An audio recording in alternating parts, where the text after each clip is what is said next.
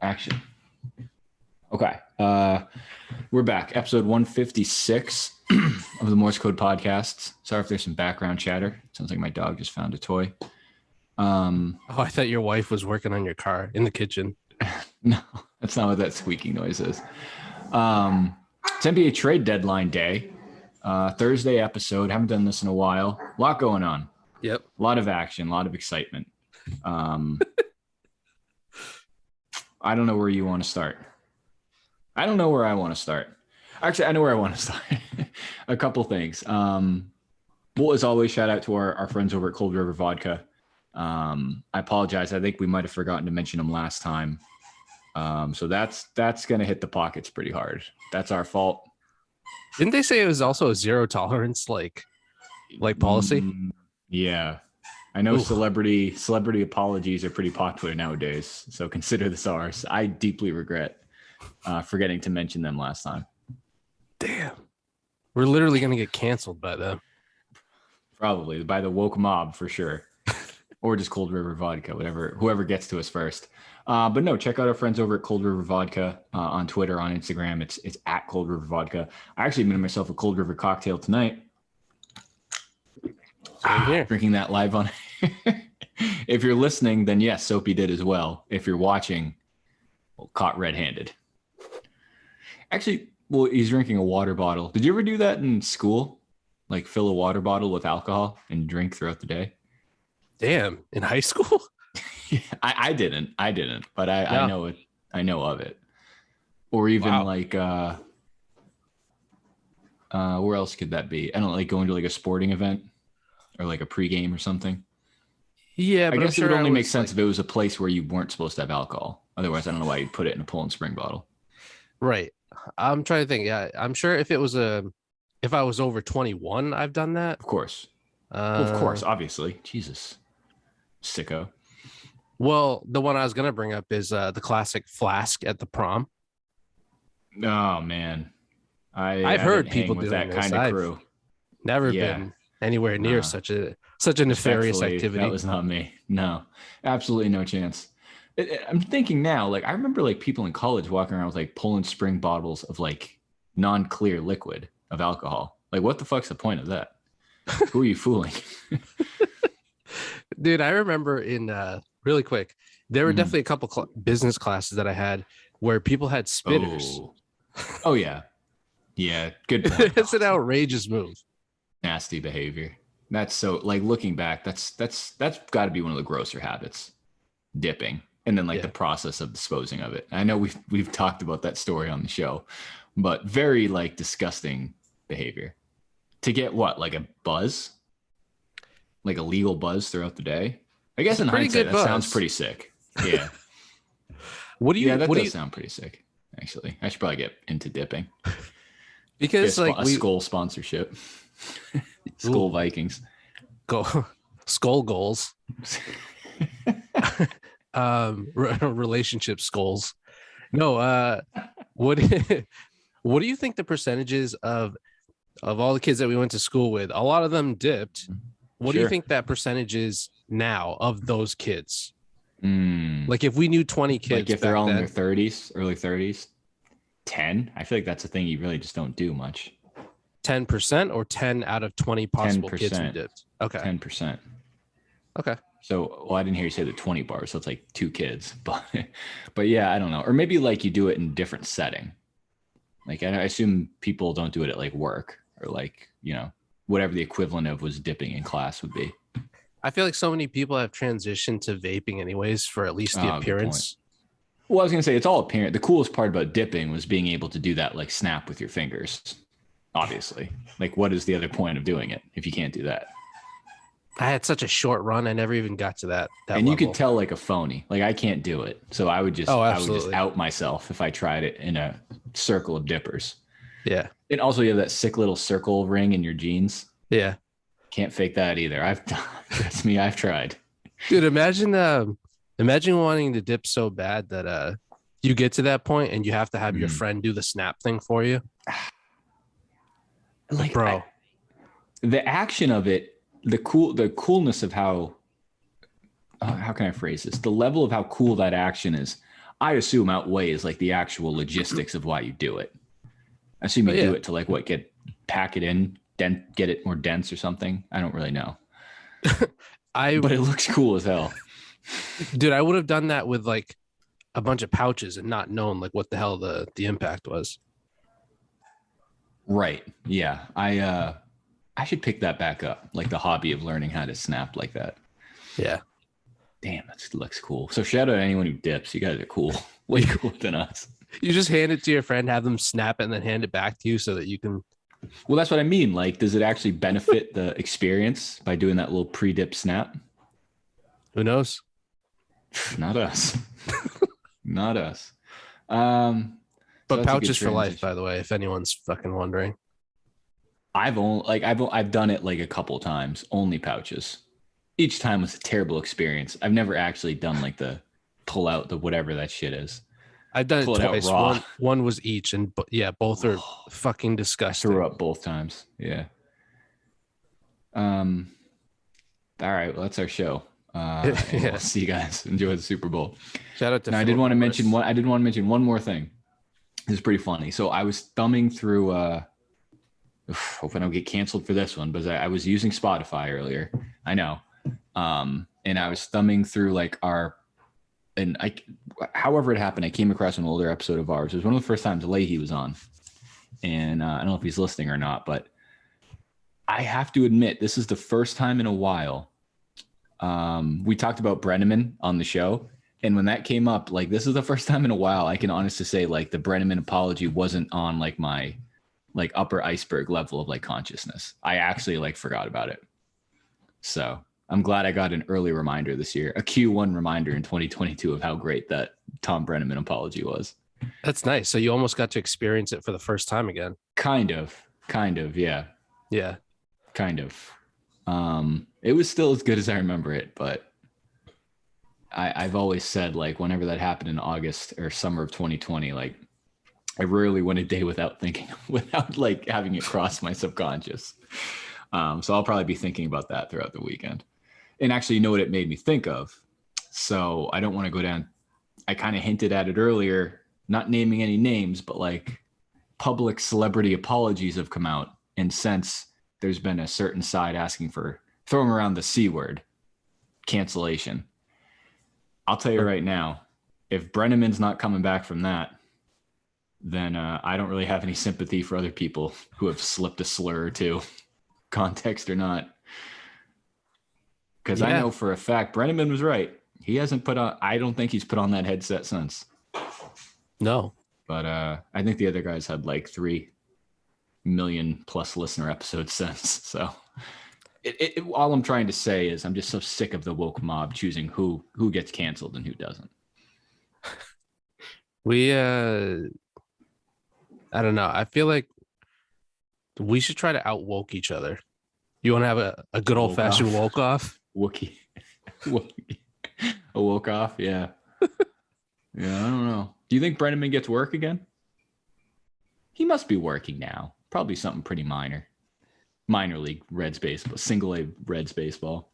Yeah, he's definitely working his way back up. He's doing Birmingham Barons games. Yeah, he's making a hard push for comeback announcer of the year.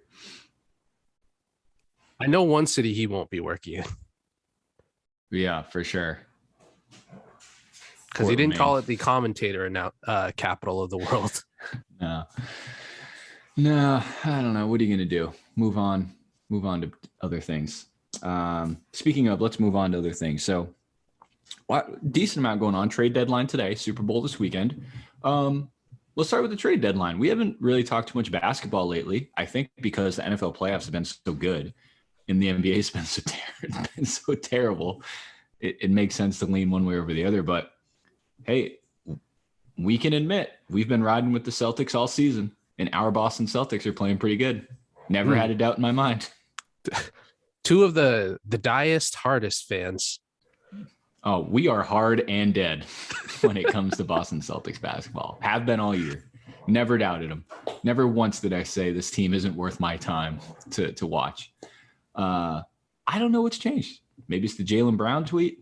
Maybe it's all those weight room hours Jason Tatum put in, but something definitely clicked. Marcus Smart's playing well. Marcus Smart didn't get traded today. I think I said going into today, I would have been disappointed if they did nothing. Not that I thought that wouldn't have happened, but my thoughts are like the chemistry is looking good. I don't know if you saw this. They're lifting weights after the game. That can't be bad for you physically. Those are good videos. Those are great videos. I didn't want to see a major shake. I didn't think they needed a major shakeup. I don't even know who that would be. I didn't think James Hardin or something like that was going to happen. I didn't think they'd get a player that would require a major shakeup, even though Daniel Tice got a decent amount of players. The first move is a little underwhelming. Little one of your favorite things to do. Slide under a tax bracket. Tax fraud is what some people refer to it as. Were you sad to see PJ Dozier ship out?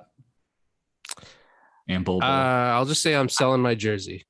I am kind of sad we didn't get to see Bol Bol play. That would have been fun. Yeah. Funny looking guy. He played well in the bubble, right? Maybe not well, but he was trending in the bubble, right? Yeah. God, he's a freaky looking guy. That whole I family remember him is freaky looking. The Bol family tree. I remember I don't know what height he is, 7'5", 7'6", but like he was hitting threes, right? Yeah. And I remember him on the fast break, like Euro stepping by people.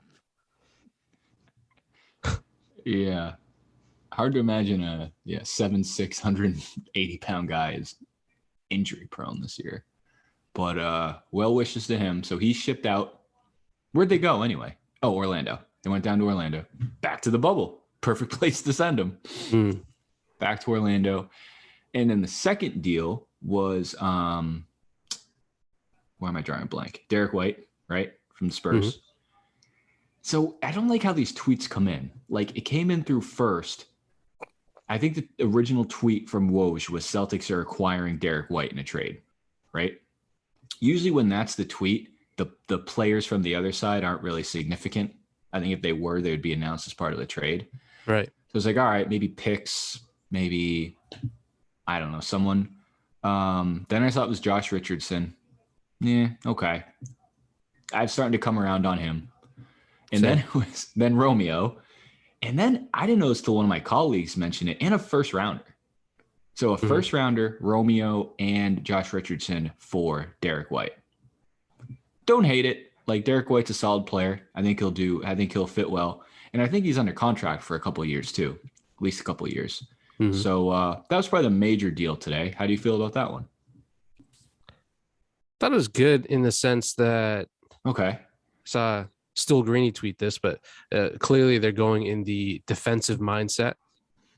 It sucked that they had to give up. Yeah, it sucked that they had to give up Richardson because I definitely thought that he was part of the chemistry that you talked about. He's one of the best shooters on the team. One of the best weightlifters in those videos. Have you seen how many weights he lifts frequently? Oh my God. Tons. Literal tons of weight. Dude, he was always like shadow boxing Grant Williams. I really enjoyed that. So Grant Williams that sucked. Like I think we might owe Grant Williams an apology. Again, speaking of apologies, we might owe Grant Williams an apology. Yeah. He's playing well. Like he's a good role player. Yep. I might go as far to start hinting at he's a good draft pick. Decent draft pick. I can't believe it. That's where that sentence ends. But yeah, it's true. We used to compare him to N'Keal Harry. That ship is way sailed. Like they're not even in the same galaxy anymore. No. And let me see his draft. I think what's his second year in the league? Third year in the league? Third. And he was like the 28th pick, something like that. He was late. Was he second round? Late first round, right. He's only 23. He was drafted 22nd, first of all, so fact check. Well, I know you get hit with fact checks every time you post something on social media. This is true. Let me see. Tennessee's finest. While I'm pulling this up, why don't you let everyone know the new URL for our Rumble account that should be launching sometime next week? Don't mind. I don't even know what the hell that is. Is that some sort of right wing? I don't know. I haven't even heard of that. But Oh, it he was the sounds like Zion draft. That's right. So let's really look at this draft and compare him as a draft pick. Because to be fair, that's what we do to N'Keal Harry every time the Patriots play. We just compare it to everyone else who's drafted after who's better. well, he's It was better the than Zion, draft. so that's Zion, one. Ja, RJ Barrett, DeAndre Hunter, Darius Garland. It's actually a pretty good draft. Mhm. Kobe White, Cam Reddish, Cam Johnson, PJ Washington, Tyler Hero. Actually, they had 2 first rounders this year. I remember. That's right. Langford. Romeo. Yeah, 14. Yep. I was fine losing him. Hybels in this draft. This is a pretty good draft. Grant at 22. So really, they didn't really pass on anyone. Christ, and they took Carson Edwards, 33rd overall. So they were pretty active in this draft. Grant's the only one there. THT was in this draft. Terrence Mann, Tremont Waters. I also like that Grant is clearly pretty well liked by his teammates too. Same thing as the Josh Richardson thing. Yeah, I agree. He's a good part of those workout videos too, because he's working out. It shows. He's definitely improved. He's shooting at a much higher clip. I think he's a pretty solid role player, so I'm fine with him staying on the team. He's eliminated a lot of like the blooper type plays. Remember how that was almost thing? Well, that's why we would kind of tease him, because I don't like his numbers were probably, I'm sure his numbers were average for a second-year player, but he just had so many just low lights on a nightly basis. Just so many like, oh no, like Grant, what are you doing type of plays. Just a fast break killer, serial killer of fast breaks. I remember him like Euro stepping directly into a charge when he clearly should have given the ball up. Yeah, I remember vividly that Wizards game when he had like back to back just bonehead plays. Balls off his ass. Yeah. Euro stepping people he shouldn't be Euro stepping. Like there'd be like a 3-man fast break. He'd be out of camera, but like he's on the court, so it's like, ugh, I don't know where this is going. He'll stumble his way into this equation one way or the other. I think they've done a good job of eliminating a lot of bonehead plays. Yeah. Remember the Marcus Smart, like 0.3 seconds on the opposing team shot clock play? That might be my favorite play of the 2020s thus far. Just launched it into the 20th row. Hurled that thing. Yeah. That was like Joe Burrow type of just air behind that puppy. Great play. But I think one of the more frustrating parts of this, it's not a winning streak, but it's like what, like 7 of 10 or something like that, 8 of 11, something like that. Like they moved from like the 9 to the 7 seed. Like the East is just so clogged right now. And that's why this trade deadline, I didn't really know what to expect, because you can make a case, like I think for everybody, you can make a case that they're either a buyer or a seller. They're 7 seed now, 4.5 out of first. Crazy market. Brooklyn's in the 8th seed. That's tough. Dude, Brooklyn's lost 9 in a row. I'm not looking at the standings, so like what seed would you say is actually out? Like 11, 12, something like that? So Washington's in 11th. They're 10 games out of first place, but they're 4.5 games out of 8th place. Yeah, so they're still in contention if they want to. And they just acquired Kristaps Porzingis, known difference maker. He might be good enough to convince Bradley Beal to reverse his wrist surgery and come back, or just play with the other wrist. I was gonna say he just gets a matching surgery on the other wrist. That's not a bad idea. Already influencing change. Yeah, it actually, outside of like the play-in tournament, these teams do kind of stink. Washington, New York. That's still pretty deep though to go like that far. It is. No, it is. So 8, we'll just even call it 10. 10 to 1 is 8.5 games. And Atlanta's in the 10th spot. And Atlanta was in the Eastern Conference Finals last year. So, you know what I mean? It's not like these up-and-coming scrub teams. New York took a big drop this year. Orlando and Detroit at the bottom. That's fine. That's expected. But New York and Atlanta, geez Louise. I don't know if Is I it saw that Chicago call. or Miami that's leading? I'll tell you now, but ask me again tomorrow. Might have a completely different answer. Who really knows Miami, these days? at the time of recording, is technically in first place, 35-20. It's Miami. Milwaukee's half a game. Chicago's a game. Cleveland. I'll talk about Cleveland in a second. Cleveland's a game out of first place right now. Philly's 2.5, and they just acquired James Harden for a player who doesn't play. So that's not a bad trade-off, I would think. But let's go back in time, because you had a good point earlier. The first real deal of the deadline was the Kings and Pacers.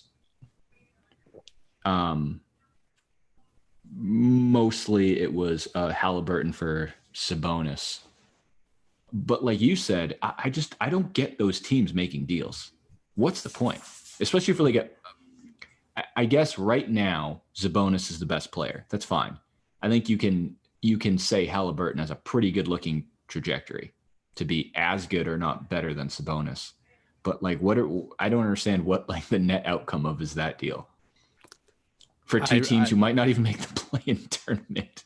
I really don't get it either, because I think the Kings made a couple more moves today. And it's like, okay, oh yeah, they did. A team that active tells you that they have some sort of intention. What that intention is, I have no fucking idea. I don't know if they're buyers or sellers. Are you considered a buyer or seller if you sell Halliburton but buy Domantas Sabonis? That's why, yeah, that move made that's no like sense a net zero. Yeah. I don't get it. It's like, I don't know. It's like if the Buccaneers and the Packers traded Tom Brady for Aaron Rodgers. Great, you just flip-flop two good quarterbacks with the same amount of time left. Because actually, I didn't realize Indy was this bad. Indiana's bad. They're 19-37. They're down there. Sacramento, born ready, make them dance. Actually, you know what? We forgot about New Orleans too. New Orleans was one of those early teams who acquired McCollum. New Orleans is the 10 seed. I'm not convinced Zion's going to play basketball again.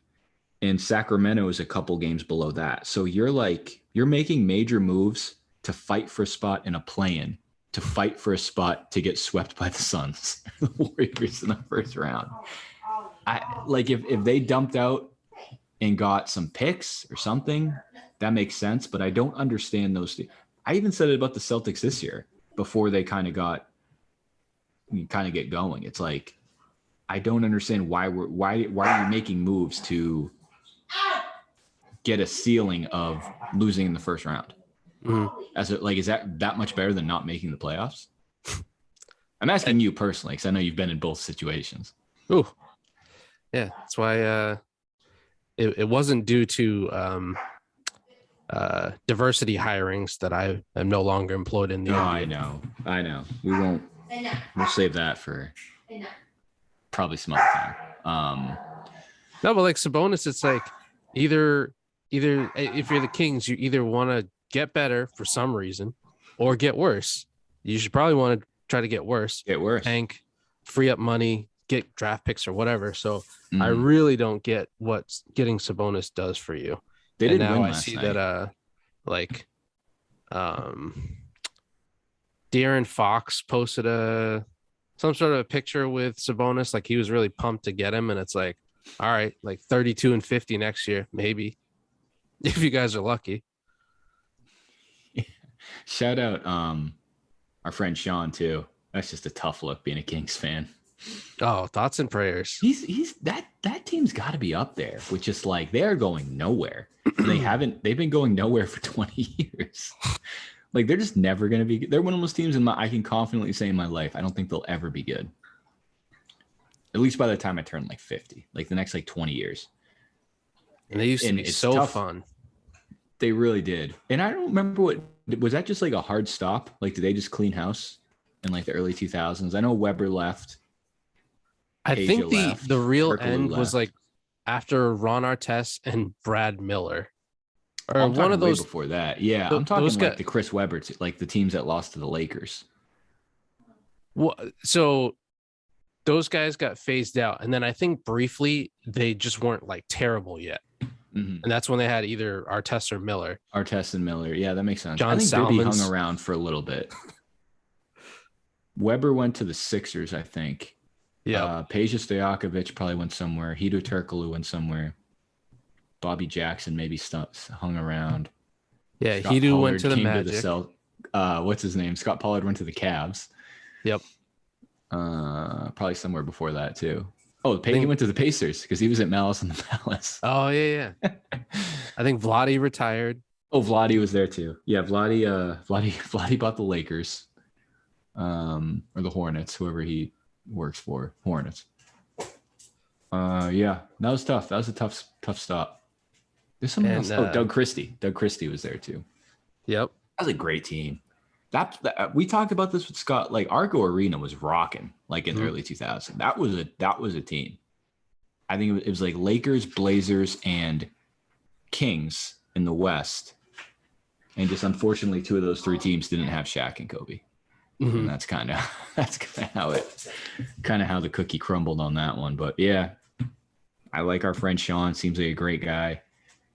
You got to get a new team, buddy. Just make better decisions, man. Oh boy, join a bandwagon. Like bandwagon shame should be off the table. Like, it's first of all, the Warriors are right there. The Lakers are right there. The Clippers are right there. Hell, Phoenix is close enough. Like, just pick one. Yeah. Buy a jersey. I don't know. Change your name to Lakers tape, and then like you're good. Just ride. Actually, maybe not the Lakers, but yeah. Anyway, so that happened. What was the other one? Oh, Karis LeVert. Well, that's the other thing. The Pacers moved on from Karis LeVert, way before that. So I think they're sellers. They're big time sellers. They traded probably maybe they're two of their best players, and I think Miles Turner wanted to move today but didn't. So they'll be good maybe someday, but I know for a fact the Kings are not good right now. Yeah, I assume the Pacers. Sabonis is not a difference maker. No. It wasn't even an all-star this year. I assume the Pacers are going to go and like now they'll build around Halliburton and obviously start from the ground up. But at least that seems like a plan. Nasty. Yeah, Halliburton's really good. Like, I think I saw one thing. It was like different shooting splits. He's a really good shooter. Put it that way. That was the gist of it. So there's the Kings trade. And again, another shout out Wody too. Like, being a Pelicans fan seems just as hellish. Yep. I don't know. I can't imagine if I had to pick one. That's tough. At least like the Pelicans, when healthy, have good players like Zion and Brandon Ingram. So I guess I'd pick that if I had to pick between the two. I believe that Wody, I think he made the decision. I think he's done with them. Oh, I know he's off. I know that. But we've talked to him about the Pelicans before. But yeah, they got a big three now. Do they? I don't know. Is Zion expected to play this year? I just assume he wasn't playing. I don't know. I just saw a tweet that said that was a big three. I saw a tweet with those guys in the same picture. So big three. Yeah. Who do you think weighs more, Zion or the combination of Ingram and McCollum? Because Ingram, good question. Ingram's skinny. Yeah, he's like Wiz Khalifa physique. Does look like Wiz Khalifa. I don't know. I haven't seen Zion in a while. I don't know what he looks like. I think we'd see more of him if he was in better shape. So the fact that we haven't seen many pictures come out probably leads me to believe he's fat. And again, I hope he turns it around someday. But man, I do too. Like, just accelerate the process. Like, he wants to go to New York. He belongs in New York. Just get him to the Knicks. Like, we don't need to waste this kid's time. I've never seen so many college highlights of someone who was already in the NBA. Because I see so many, and he was only at Duke for a year. High school highlights, like prep school highlights. Yeah, dominating. Maybe like Harry was it Potter us who we were talking? Maybe I was talking to someone else. I think I was talking to someone else. He's like the first like case study of a like viral, like a basketball player who made his name off viral internet clips, like his high school clips and dunks. And he's a completely different player now. But like his high school viral dunks, you could argue that got him to Duke. Duke got him to the number 1 pick in the draft. And now he's kind of, I mean, it's injury reasons, but he's underperformed basically due to injuries. His numbers are great, but he hasn't played. And I don't know, some would say you'd like your number 1 pick to play. I've heard that. I think David Griffin would go as far as saying that. He stinks. He should be abolished from the league. I don't even think that city deserves a basketball team because They don't deserve shit, in my opinion. I don't think their fans really give a shit about the basketball team. Smoothie King Center, Smoothie King Arena. I think if you went to every fan and be like, hey, we're going to move this team to Seattle in exchange, everyone gets like a $5 off Smoothie King coupon. I'd take it. Oh, yeah. Bags would be packed. That seems like a good ROI. Yeah. Even guys who use... Like, I'd be okay with losing my team for, I don't know, $5 off like a peanut butter smoothie or something. I've never been a Smoothie King. I mean, even guys who used to play for that team now stink. Anthony Davis. For that. Yeah, such a good nickname. I never heard that. That's really good. Yeah, if you think about it, like they really kind of fumbled that Anthony Davis bag because Lonzo's gone. Who else came over in that deal? Ingram, I guess. Yeah. Josh Hart is now Josh gone. Hart's gone, right? Yep. Mm-hmm. Josh Hart's gone. They stumbled into Zion, which wasn't even really meant to be part of the equation. I assume the league helped them out there. Probably, right? See, I don't know. I've thought about that too, because I think the league did. I think if the league had their hand in it, they did it to convince other people that the league doesn't influence the lottery. Because if like New York or someone got it, I would say, okay, that's clearly rigged. Like they want this at the time generational player to go to a big market. The fact that he went to New Orleans, you can't make an argument that was good for the league. Because it hasn't. That's fair. Terrible for the league. You could also say, hey, we got to like give them one to kind of get the heat off of us.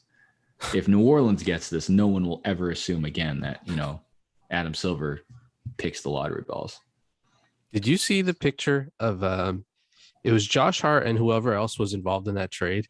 He was sitting courtside after the trade had been announced. Who else was it? There was someone else I'm missing. Like they lost a good player.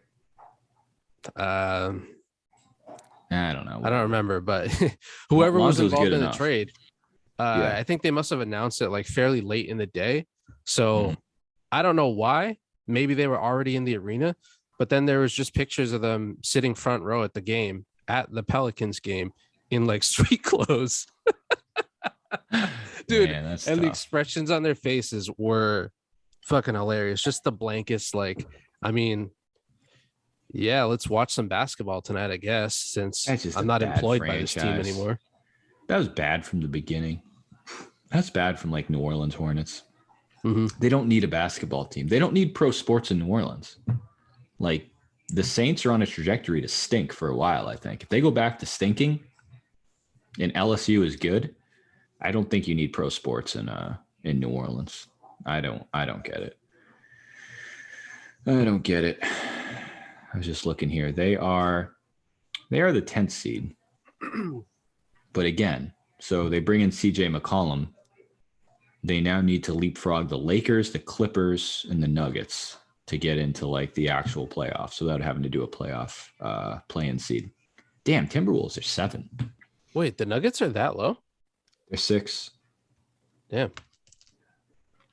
Okay. Anyway. So we talked about that one, McCollum. So the big one was Hardin and Simmons, obviously. Any thoughts there? Interesting narrative leading up to the actual deal getting done. I think giving up Simmons, Curry, a draft pick. Two draft picks. Andre Drummond. 2 draft picks and Andre Drummond to get James Harden, a flight risk, who's like bullied his way or like bitched his way out of a team for each of the past 2 seasons. That seems crazy to me. Risky. Yeah. That's kind of like the Josh Richardson trade. I didn't realize there were so many pieces. It kind of came out as like Ben Simmons for James Harden, which that's fine. And then it's like, okay, it's also Seth Curry and Andre Drummond and 2 first-round picks. Which, like, good for the Nets because they traded all their first-round picks for James Harden a year ago. So they'll get, I think it was like a next year in 20. It's weird seeing like draft picks so far out. One of them is 2027. Like, that's just kind of weird to even think about. Yeah, I agree. But at the same time, you also don't know what you're going to get with Ben Simmons. Yeah. It's weird if he's just going to immediately suit up. I said the same thing. People seem to assume that, and they're probably right, but it is going to be weird.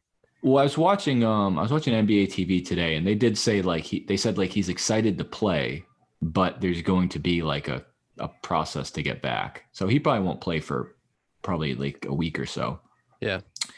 But like this would all be so much easier if they knew what their home court rotation looked like when you have two on paper point guards, but Simmons you could literally play at the 4 if you need to.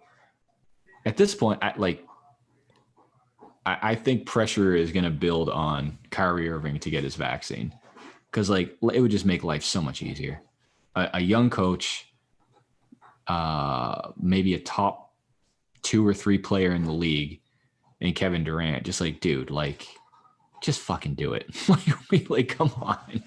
Like, we're in the 8th seed fighting to get in the playoffs. Like, if they make the playoffs and Katie's healthy, Kyrie's healthy, Ben Simmons is playing, that's not an 8th seed team. That's a very good team. Mm-hmm. But if these mandate rules in New York don't change, that's going to be a very tough thing to do in the playoffs. Like, that's going to be a very strange. So I don't know. Because right now, if you do on the road, because that is a good lineup. If you can do a Durant, Kyrie truly bringing the ball up and then just Simmons playing a wing, that's fine. But then the home games, if Simmons has to go back to playing true point guard, that's a pretty big change, which can be as frequent as every other night.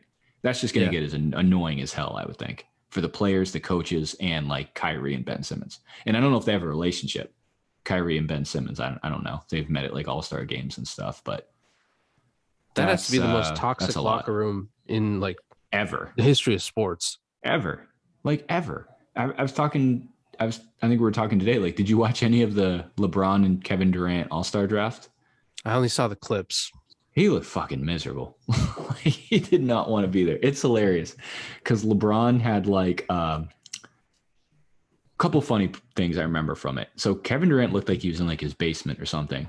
LeBron like definitely knew what he was doing. He had like the penthouse like view in the background, like the LA skyline. Mm-hmm. He was like every pick he was on like a note board, like checking off notes and like running through some sort of analytics. When it was Durant's turn, he would just like take a look at the board, name a player. Like, yeah, that's fine. That sounds good to me. LeBron, like Kevin Durant would make a pick. LeBron just checking off his board. And then, like, it's like any average guy's fantasy league. You always have like one hardo and one guy who just doesn't know what they're doing. Not know what they're doing, but doesn't really care. And they asked them too. They're like, hey, like, how do you feel about today's news with your team? No, I think it was Chuck who asked him. He's like, do you guys have like a full-time therapist on staff to deal with like all the drama in your team?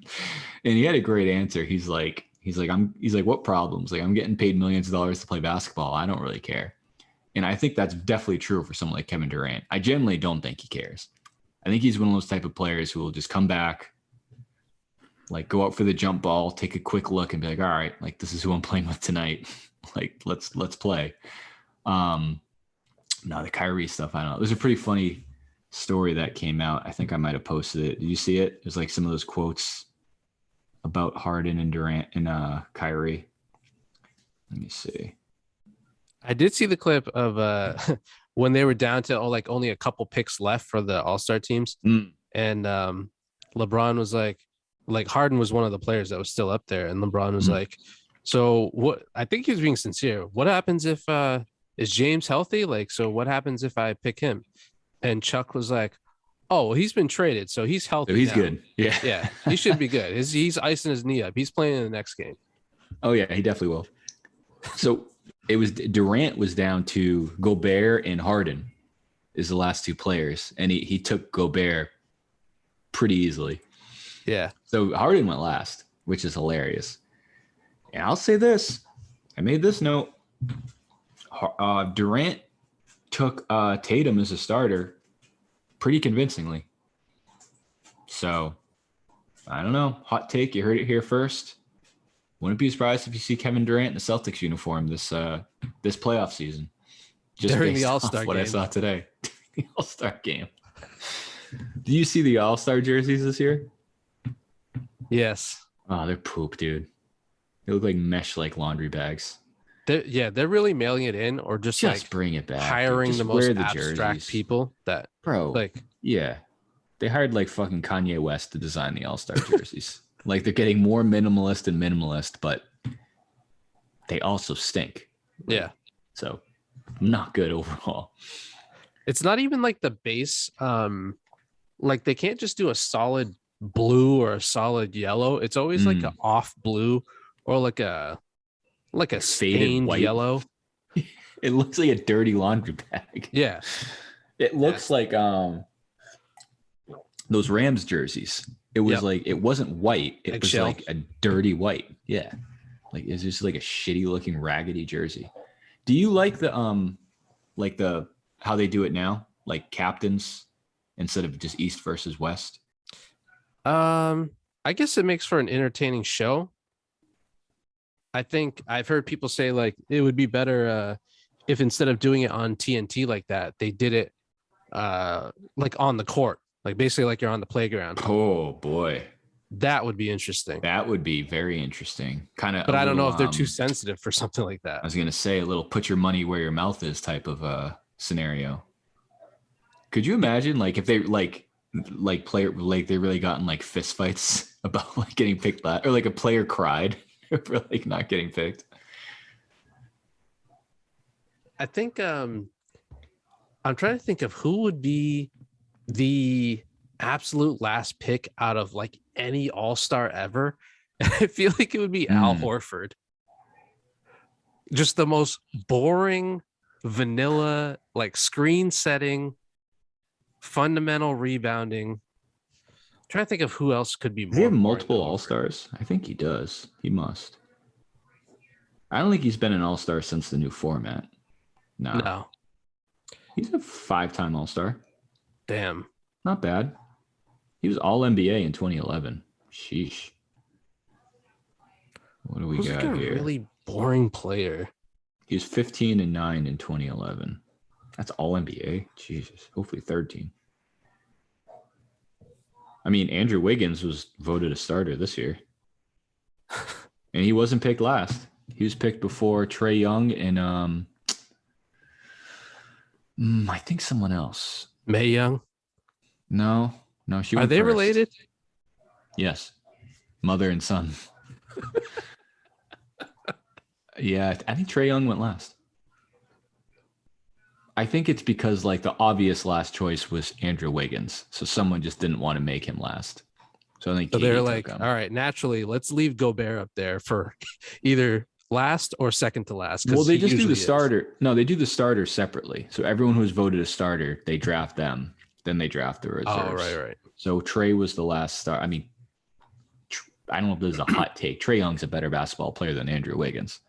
And that's how that broke down.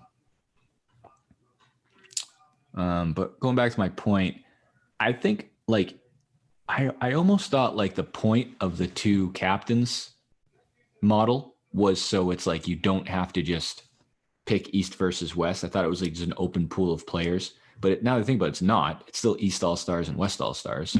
So I don't really know what the point is. It is? Right? I thought so. Maybe not. Is it not? I don't think it is. Oh, okay. The voting process is like they basically kept that the same. But once you pick, like LeBron, I assume has West players and vice versa. Durant no, has. I know that. I meant like, are there equal amounts of East players and West players in the pool of all? Oh, yeah. So what's the point? So you could still do East versus West. But I know what you mean. It could still be lopsided. So I don't even know who would be. I mean, it was the West was so much better for like 20 years. Mm-hmm. I guess they still no. It's got to be East at this point. Giannis, Embiid, Durant. Oh yeah, God, heavy West. It's like LeBron and Chris Paul in the West, and Jokic. Jokic went late too. It might have gone Wiggins, Jokic, and Trae Young. Or maybe it was Trey Lance. No respect. Yeah. I don't know who they took. It could have been Mae Young for all I know. It was a while ago. Last thing on the deadline. Who'd we miss here? KD picked Gobert over Harden. That's awesome. Oh, Porzingis went to the Wizards. Montrezl Harrell went to the Hornets. East is crazy and can change on a weekly basis. That's definitely true. The Cavs being a game out of first place. I heard Jenkins and Jones, their latest episode, they were talking about this. If you go back to that original Harden trade, the Cavs might have won that trade. At this point, they got Jared Allen from the trade. They got Karis LeVert back this year. Mobley's looking like a Rookie of the Year candidate. Garland's playing very well. Kevin Love somehow come back to life. This is the weirdest thing. Kevin Love is like I don't know if you've seen these clips going around. He's he's playing pretty good off the bench, but he's also giving motivational speeches and stuff. Wasn't he's like a mentor. Remember a month ago? Remember it was against the Raptors. He just didn't go back on an inbounds pass or something. Yeah. He was miserable. He was openly, I want out of here. Yep. And now all of a sudden he's Mr. Motivation, Mr. Veteran words of wisdom coming off the bench. And he'd stand off in the corner numbers. on an offensive possession, just looking to the crowd. Visibly miserable. Mm. I hate my life. And you start winning, things change. They're a good, fun team. They might be the best. All their good players are also very young. Yeah. Call me crazy. Not a bad combo. Almost like the Bengals. Damn. We could see a Cavs-Bengals finals sometime in this year. Stand up, Ohio. Yep. I think that's all I have there. So anyway, from a Celtic standpoint, I'm excited for the second half of the year. I honestly kind of my biggest fear is the All-Star break just being a momentum killer. Mm-hmm. I'd be fine with just skipping the All-Star game. I think it's better that Tatum and Brown aren't there. If Tatum goes, fine. When you have two All-Stars, I don't know. A lot of opportunity to fucking just talk to Kyrie and completely fuck up your mindset. So I'm okay with that. But Tatum is kind of like that. He's a superstar, kind of ass kisser type of guy. Yeah. He'll be heavy on persuaded. Instagram that weekend. Yeah, for sure. Big game with Denver this weekend. If they beat Denver Friday, I don't know, when is they have another week till the next weekend's All-Star weekend, right? Mm-hmm. So let's see. Denver Friday at home. Tough game, but they could win that. They have they're hosting the Hawks on Super Bowl Sunday. I don't know if they have another road trip before the break. That'd be good if they didn't. Pistons at home. That team freaking stinks. Oh yeah, we're gonna be seeing a lot of them for a little while. Nuggets, Hawks, Pistons. You can win 2 out of those 3 games. I would be okay with that. Did you say all 3 of those are home games? Uh-huh. Oh. Yep. All TD Garden. Home cooking. Home. Where's the All-Star game this year? Cleveland. Cleveland rocks. Yo, Ohio is on fire right now. Good transition there. If you want to take a minute or two to talk about the football game this weekend. Oh, catch our listeners up to speed. Yes. If people are not aware, there is one final remaining game in the NFL football season. Only one. One. Good season. Good football season. Good football season. Great. One of the better football seasons from beginning to end I can remember in a long time. Yeah. Couldn't ask for too much more. Our team got into the playoffs and the league around us was pretty exciting. Yes. Yeah. The Steelers. But yeah, I haven't looked at the line. I think it's 4.5 in favor of the Rams. Good point. I haven't either, Sophie. Let me check. I believe Rams are the away team, even though they're literally playing in their home stadium. 3.5. Getting tight. Yeah. I would say that's a home field goal, but they, to your point, they might be the first road team playing at home in NFL history. Yeah. Actually, that's a good trivia fact. where the Bucks, I think the Bucks were the home team last year. They must have been because they go NFC to AFC. So in the history of the NFL, it was the first road team playing at home. What does that even mean though? Like what is I don't know. But here's the bigger asterisk. The Rams don't have any fans. So I don't think it really matters. True. And True. I wonder what the reception is nationally for this game. I don't know if anyone will show up. They said they might put on tape sold out. I don't think it's actually playing on TV until Monday. It looks like one of those old like bubble NBA games with like a eighth of the fans like just scattered throughout. Now that like fans are back, those were some dark days. Those bubble games. Remember, like when you would know this, like when you would go to a game virtually. Oh yeah, I was sitting next to the main lobster. Yeah, the main Red Claw himself. You and cousin Stiz in the virtual crowd. That was so stupid, dude. In hindsight, that was like one of the most pathetic things I've ever seen. Stiz was high as a fucking kite in that picture. I'm like, what was the point of that? Oh my god, was that? Because it's not like you guys were like making noise. I assume you were all at your phone. You had to mute your phone when you dialed in. Yeah, and like the picture box that you like sat dumb. in. If you like raise your hand to the right, like your arm was out of the picture. Like they try to keep it as clean as possible. That was just some dark day. That bubble was tough basketball. Especially when you hear the like the non-TV cameras, like the other cameras that catch the footage. So you're not hearing the commentators or anything. So like a crazy dunk happens and it's like fucking 4 guys cheering. Those like Thursday noon like Magic Bucks games were not great. Those just were not good production. I'd be like watching on my phone at work, just like this is. I'm just gonna go back to work. I thought there was gonna be like a March Madness type of thing, but no, didn't hit quite the same. They had what was the thing that they were trying to do? Like since they had all those TV screens there, anytime that someone made a basket, they throw up that player's nickname. And I still remember Dante DiVincenzo. They put up the big ragu after he made a 3, which I guess he must be Italian or something. Yeah, that was another name circulating the rumor mill to come to Boston. Dante DiVincenzo. I thought you meant ragu. No. They're staying put. Lakers didn't do anything today, huh? Nope. Jeez. Today was definitely the most fun that LeBron's had all season, I assume. He looked like he was in a great mood. I think he just like was pretending that this All-Star game was real life. And like he was actually drafting these players on his team. Mm-hmm. I put this in the notes. Is it too early to start considering sparking up the Lakers pack for 2022?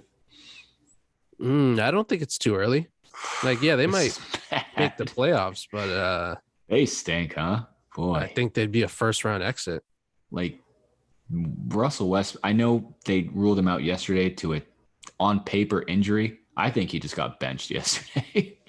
Yeah, I thought they were about to trade him. That's why they benched him. That's what I thought. I know. Hardin, yeah, they did it to Hardin. Like they listed Hardin with a hamstring. I'd be willing to bet James Harden's hamstring is stronger than mine right now. Mm-hmm. Russell Westbrook, I think it was like a back or something. Those are like those bullshit, like a lower back injury. I think once you turn like 25, everybody has lower back pain. I could be listed out with a lower back injury every day. I thought that you had to be like honest with the injury report, or maybe I'm thinking of football. Football, yeah. You're thinking of the Patriots. Yeah, you're supposed to tell the league why your players are injured and out. That's another thing. Like I remember like Brady was on the injury report for like 10 years in a row. Yeah. Sore thumb. Questionable. Yeah. I remember like the Jaguars game. Remember that Jaguars game? It was like questionable with a thumb injury, but his thumb was like split down the middle, like in 2 parts. That was nasty when they showed that. That was nasty. Yeah, for sure. And I remember that game. I think he was throwing some ducks like early. I think he wore like 3 gloves that game. Remember all the press conferences that week? He wore a glove to the press conference and would not answer any questions. there's people that made a living on just like deep dive conspiracy theories into on a weekly basis, like every Bill Belichick, Tom Brady press conference. Yeah. Like word by word, like what does this actually mean? I think what it actually means is like I'm going to play every week, but our coach is a psychopath who wants you to think I might not play. That must be hell, like scheming for the Patriots, just like knowing Bill Belichick could do the craziest thing at the last hour on any given week.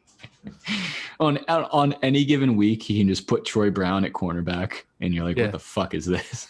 Or if he wants to embarrass you, he'll have fucking the greatest quarterback of all time punt the ball. Why not? Yeah. He'll have Doug Flutie do a drop kick. Yeah, or have or hike it through the uprights, because somehow that's actually a good strategy for him. Actually a good thing to get -2 points on a drive. Yeah, why not? I remember I think it was the Ravens game. They did like that weird like offensive line formation. Yep. And like John Harbaugh like tried to sue the Patriots pretty much, like sue the NFL reffing authorities. Dude, I don't know how you game plan for the Patriots in the playoffs, especially in the playoffs when it's like win or go home. Now that I think about it, like during those dynasties, I don't know how I don't know if they were, but I don't know how they would ever be an underdog. At like, home? Anywhere. Yeah. Like how are they ever expected to not win? Strictly based on like we were just saying, like one-off crazy stupid things they could do at any given time within the rules, but like towing the line of the rules. And to be fair, and often breaking the rules, yes. But on the field towing the line of the rules. They were frequently within and outside of the rules, but the rules were. They were like on the 1 yard line of one way or the other every game, every playoff game at least. And that's why it's so funny that like we've been doing the last couple of years, like kind of poking fun at like what kind of like irrelevant like trick player they get to run. like 2nd and 9, that means nothing just because they're so used to doing it in like big time situations. Like that takes some balls. Yeah. Not that you can speak to this, but that takes balls to call like a double pass in the playoffs on like 3rd down. Agree. As a spectator who would never understand what it's like to not be on the sideline, but for what it's worth too, they had all of New England convinced that somehow they were also like actual underdogs for many of those years when they were not at all, and had the greatest player and greatest coach of all time. But somehow it's us against the world. Much like the Kansas City Chiefs this postseason. No one thought they would be there. You saw that quote come out, right? Oh my God. Yeah, I forgot about that. That's why I can't I like this is what I said about LeBron last year. Like I don't like LeBron, but I respect, like I want to see good players do good things. That's why I can't buy into this Chiefs team. Like that's terrible. That's just something you hit send and you're like, I know this is untrue, but I'm gonna tweet it anyway and just get ratioed to hell. That was pretty bad. That was consensus. Like most talented player in the league is on your team. A team that people have been touting as the next dynasty for 2 years. So, somewhat rightfully so. Like you could argue they're the best. They've been the best team overall the last like 5 years. But I certainly didn't see them in the playoffs this year. So it's all gravy on top of whatever happened outside of going 500. Let's do this. Super Bowl predictions. What do you got? Final score. Okay. I see this question coming. I can't see Stafford winning, but I also can't see the Rams losing to the Bengals. I'm going to say Bengals. Okay. I'm going to say Bengals. 34-28. In a close one, and the final play will actually be 2 field goals to win it. 2 consecutive field goals. Yes. That kid can kick. I'll give him that. If anyone can do it, it's him. See, it's like the Rams should blow him out. Yeah. I think the Bengals are going to win.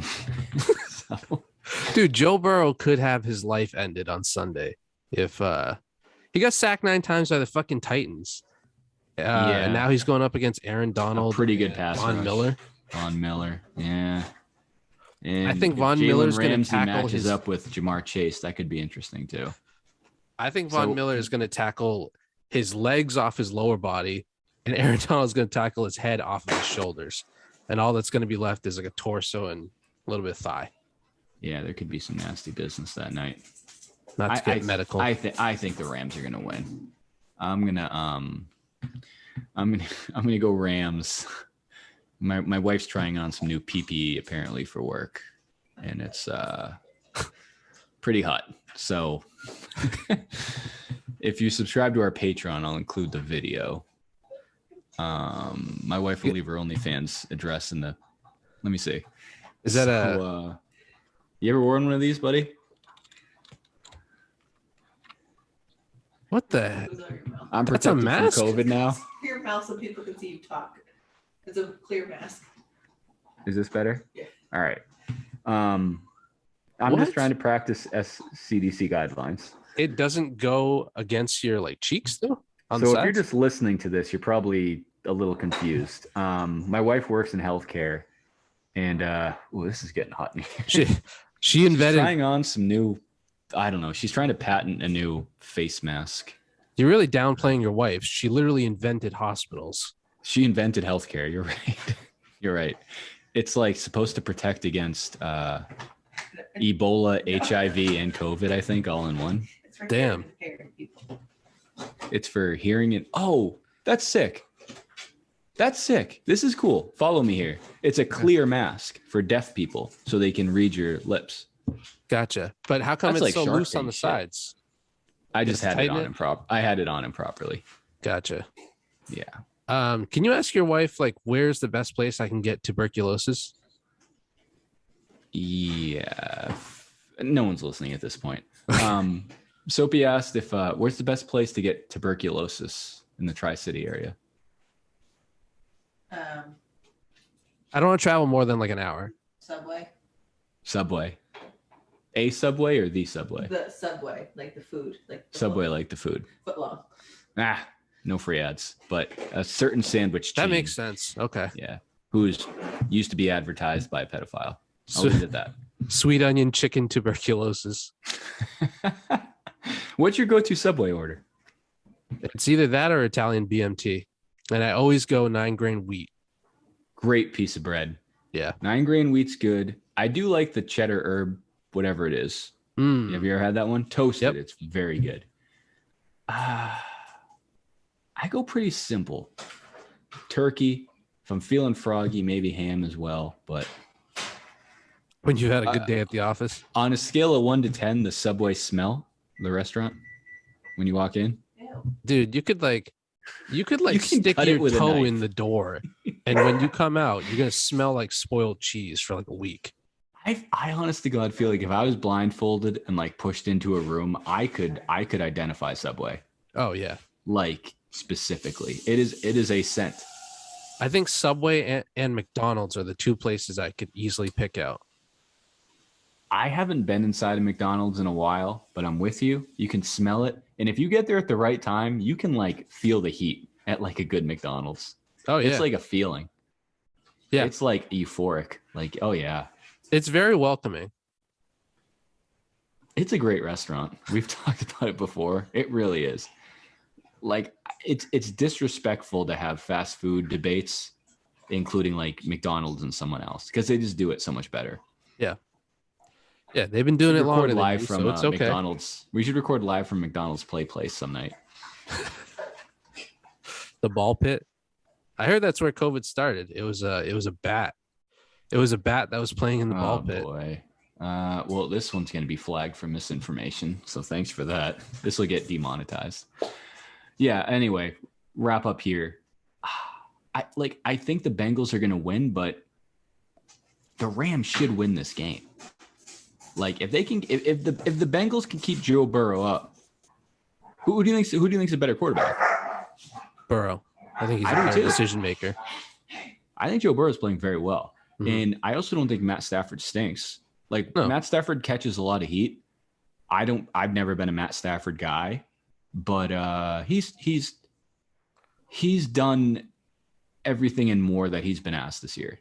You know, like there's been I think there was a lot of pressure on him. Like, hey, it's your first chance out of Detroit. I think he's won the argument of if it's a Detroit problem or if it's a Matt Stafford problem. Getting to the Super Bowl is, I'll speak for myself. I've never done it. Getting to the Super Bowl is a feat. It's not as hard as it looks. I know you're a foot guy. I'll say this. I think that the Rams, considering that they have, like, if you look at both sides of the ball, pretty much an all-star team, like as much of a super team as you can have in football. Absolutely. They're like for how popular their individual players are. I don't think that the team has that much like pop or draw. Like they have Odell, they have Cooper Kupp, Robert Woods. I know he's injured. Von Miller, Aaron Donald, Stafford's good, and they have the best punter in the league, Johnny Hecker, or one of the best. Heck yeah, sure do. Is Von Miller good this year? I think since he went to the Rams, he's been good. He's been good in the playoffs. Yeah, it's true. Ramsey's good. Is Michelle their lead running back? I think Tony Michelle, not Michelle Obama. Yeah. I mean, Cam Akers is better, but I don't know if he's getting more carries now. But anyway, they have a good backfield. Who's their tight end? Tyler Higbee. Oh yeah, that's pretty another like above average. Pretty good guy. Yeah, pretty good player. It's a pretty good matchup as far as like skill players. Mm-hmm. Cincinnati, I might give the edge to Cincinnati just because Jamar Chase is awesome. But Joe Mixon is also awesome. I think Joe Mixon. I think I was listening to someone. Might have been Bomani Jones. Someone like. How do you phrase it? He phrased it really well. Like the best running back in the league, you can kind of rotate every year. Like Derrick Henry, some say Jonathan Taylor this year, Christian McCaffrey, like whatever year. He's like, but Joe Mixon has been consistently the second or third best running back in the NFL for like 5 years. He's never been number one, but he's consistently been like number 2 or 3, which is true. I think he's probably the second. I think it's like Jonathan Taylor and Joe Mixon this year because Derrick Henry got hurt. So Joe Mixon's good. But even outside of Jamar Chase, T. Higgins, like Jamar Chase is so good that it kind of overshadowed the T. Higgins draft pick. T. Higgins is really good. And then Tyler Boyd. So yeah, I'll go. I think the Bengals will win somehow in a close game, 23-20, something like that. So we'll see. And it'd be an interesting halftime Cooper Kupp could be the performance. best receiver in the league. Yeah, I was going to talk about that too. Are you looking forward to that? It could be entertaining. I don't know how. I think it's due to be underwhelming, just because it's so. Like these guys are fucking 50 years old. Yeah, they don't have the energy to capture a fucking stadium like that anymore. Who's the youngest one? Oh, Kendrick's the youngest one. But outside of Kendrick, who's the youngest one? Eminem? Yeah, I think so. Mid 40s. Like, how old is Snoop Dogg? Legit. He's probably around 50. Sorry, I don't want any more misinformation. So, who's older? If you had to guess, Snoop Dogg or Dr. Dre? Andre. Ooh, 3 hours ago, Snoop Dogg sued over sexual assault and battery ahead of Super Bowl performance. Awesome. What? God damn it. Oh, that's so ridiculous. The Hill, Newsweek, and NBC News. Are you fucking kidding me? Come on. I hate. Nah, that's like a planted story. Yeah, this literally just came out. I just Googled Snoop Dogg. I'm just trying to see how old he is, for Christ's sakes. He's 50. 50. Considering how long he's been around, I feel like that's younger than I would have believed. Okay. I'm not going to give you the age, how old he is. Just listen to this year. Dr. Dre was born in 1965. Damn. That's like. Wait. He's 56. He's older than my dad. 65. He's probably like my mother's age. Yeah. That's crazy. That's like. Imagine your mom like and civil my dad. rights movement, no? Yeah. But imagine your mom and my dad performing at the Super Bowl with Dr. Dre. That's a good way to put it. Yeah. Great way to put it. I gotta see this Snoop Dogg stuff. Hold on. I'll wait for all the details to come out before I give my opinion. But I will say this to anyone who follows us on Twitter and listens to the show. I do have some Eminem puns lined up that I've been waiting to use. And those will definitely save those for Monday. Yeah, I'll be looking those forward to are that. Those are in the chamber. Well, Assume many that people puts a would be damper watching. on things. I'm looking forward to it for I think the nostalgia will hit for a little bit, but it'll probably wear off with. It depends what they play. If Eminem comes out to like, I'm not afraid, I might turn off my TV. If they put like some 2001, some stuff like that, I'll be cool with that. Which I think they will, because this is obviously a nostalgia play. Yeah, this is a millennial play, which is fine. Oh, and Mary J. Blige, that's the other one. That's cool. That's another big name. So it's just she's probably in her 60s. It's and I know you hate this word, censored. Good point. Yeah, that's going to be tough. That'll be tough to censor it. I don't know. They probably will have to play I'm Not Afraid, whatever that stupid ass song is. One of the best Eminem verses is whichever song it is where he's like, can I use the ag word so freely or something like that? Mm-hmm. I'm sure if you look it up, you'll know it. But that verse is littered with things you absolutely cannot say. And is one of the ones I don't think they're gonna come out to Bitch Please or or next episode or something like that. But it'll be cool. It's in LA. That Snoop information is interesting. I'm sure Clay Travis will have a 3-hour. Wait, call it right now. Do you think he will perform? I don't know. I don't know. I guess it depends kind of where this goes. I don't know. I literally just Googled Snoop Dogg and that's what came up. I don't know. Yeah, I know, but like it's the closest thing we've gotten to breaking news on the show. I think so. What are they going to do? Cancel him? It depends what it is. I don't know. I'm gonna say no.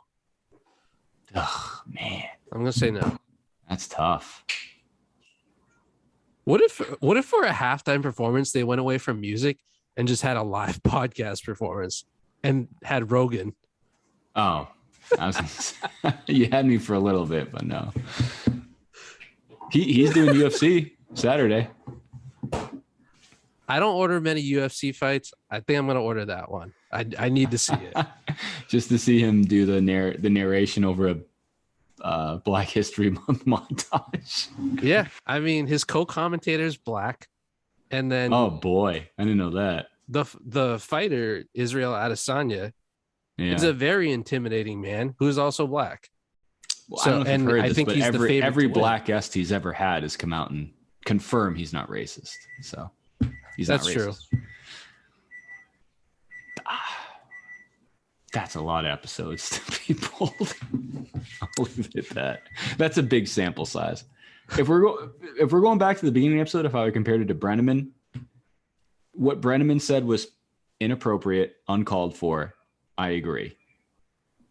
He didn't do that 70 times. No. Like 70 different games. Brenneman's was definitely harsher. Yeah. Because there was no like you can't context your way out of that one. Correct. I agree. I agree. And I obviously we're both, I think anyone who follows us, we're on the same page here, but context is pretty much irrelevant 99% of the time. Yeah, Brenneman doesn't have the context argument whatsoever. That was a hard F if I've ever heard one. But you're right. 1 is significantly less than 70.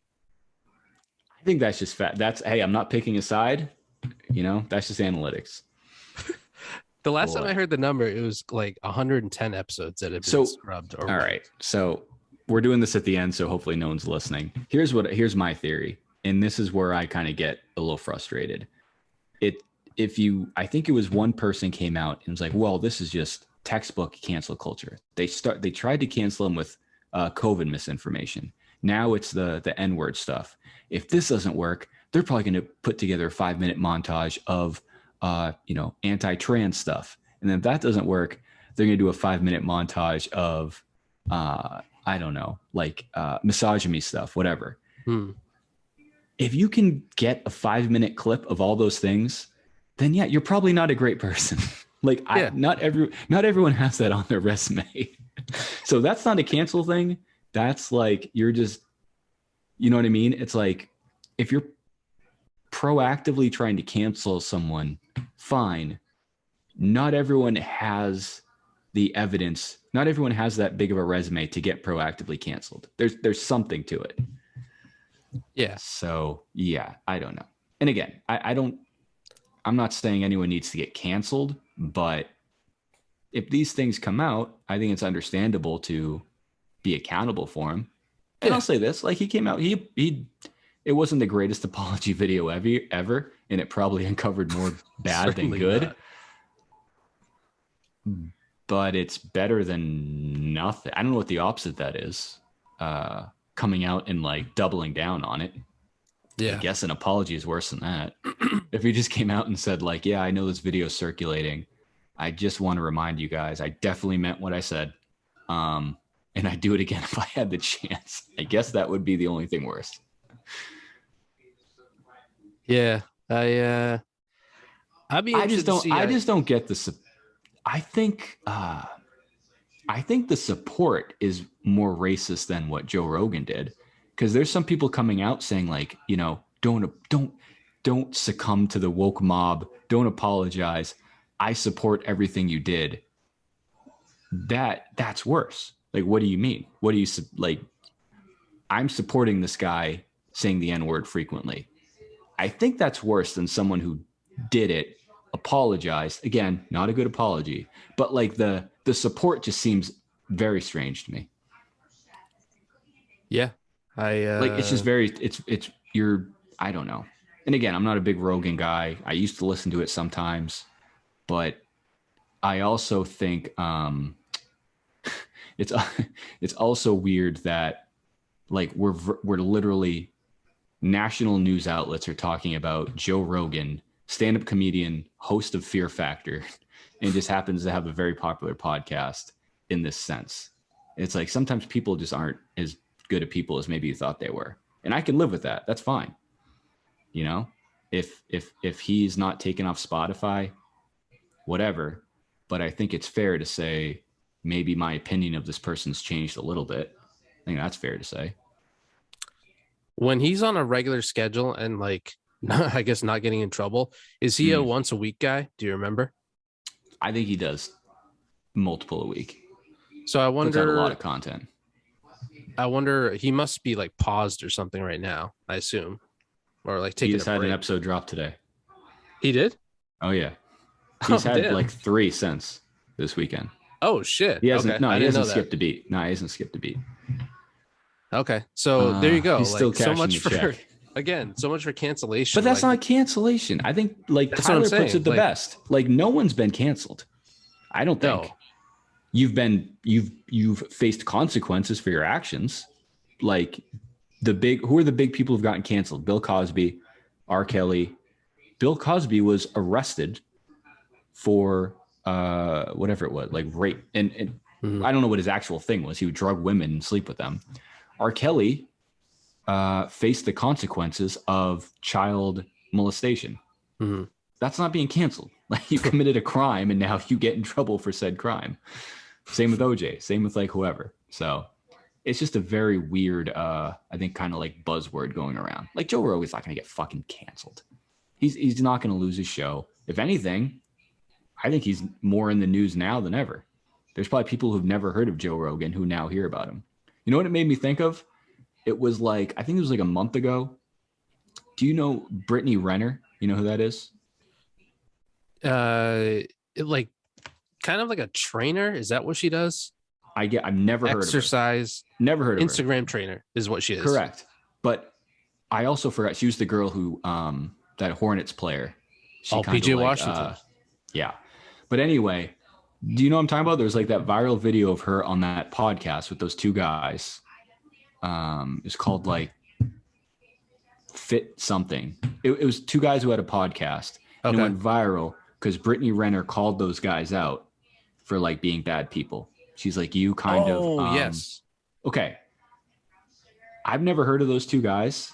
And I think they were a relatively popular podcast. but that clip probably got millions of views, and I bet those two guys got hundreds of new subscribers. And like people who have like you're amplifying, you're making your point, but you're also putting people who weren't that popular.